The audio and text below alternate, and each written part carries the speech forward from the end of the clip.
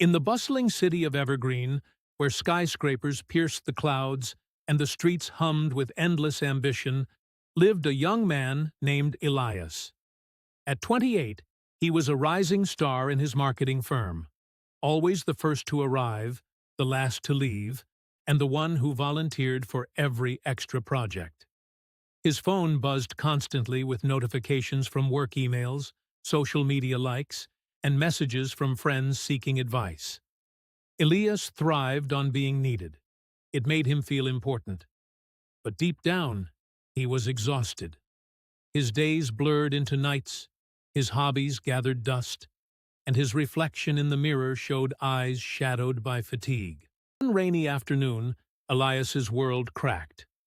During a high-stakes presentation, his mind wandered to a fight he'd had with his girlfriend the night before, about how he never had time for her. He fumbled his words, lost the client, and was called into his boss's office. "You're burning out, Elias," he said kindly. "You can't pour from an empty cup." Stunned, he left work early for the first time in years and wandered into a quiet park nearby.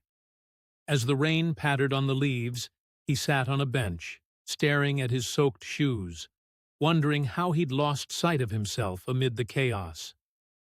That evening, Elias decided to change.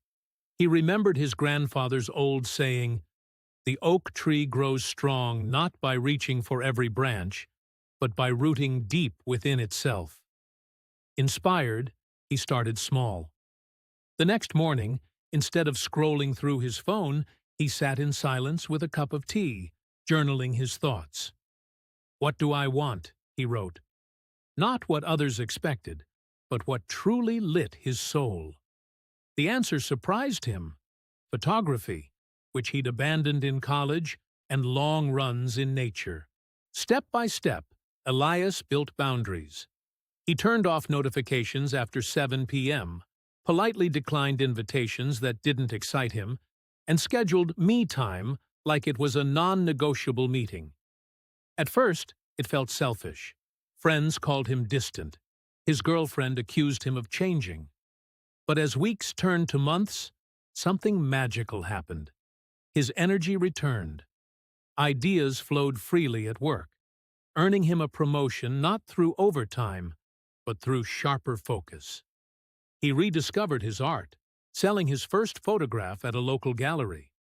And in focusing on himself, he became a better partner, drawing closer to those who truly mattered. One day, a year later, Elias stood on a hill overlooking Evergreen, the city lights twinkling below. He wasn't the scattered guy anymore. He was rooted, like that oak tree.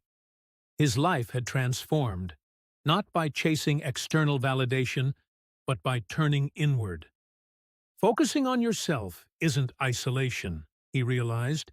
It's the foundation for everything else. The moral of How to Focus on Yourself. A life-changing motivational story is, focusing on yourself isn't isolation.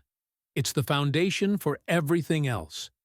This emphasizes that prioritizing personal growth, boundaries, and self-care leads to stronger relationships, better performance, and overall fulfillment, rather than selfishness or withdrawal from the world.